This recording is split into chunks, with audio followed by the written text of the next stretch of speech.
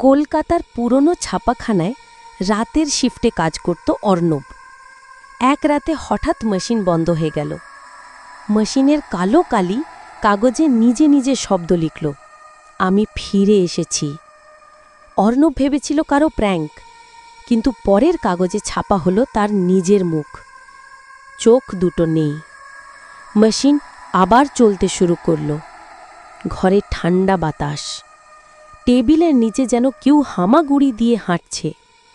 Arnab torch মারতেই কালি মাখা একটা হাত তার দিকে বাড়িয়ে ফিসফিস করে বলল, আমাকে যে চাপা দিয়ে মেরে ফেলেছিলে মনে আছে?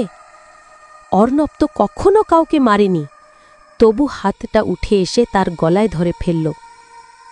তখনই মেশিনটা নিজে থেকে ছাপা বন্ধ করল এবং শেষ পাতায় একটা লাইন, অপরাধ তোমার নয়, কিন্তু ঋণ তোমাকেই শোধ করতে হবে। অর্ণব কাকে মেরেছিল? এই তো শুরু, আসল ভয়টা এখনও বাকি। তাই লাইক করে রাখো, কমেন্টে বলো কেমন লাগলো, আর সাবস্ক্রাইব করো, না হলে মিস করবে ভয়ঙ্কর পরের পার্ট।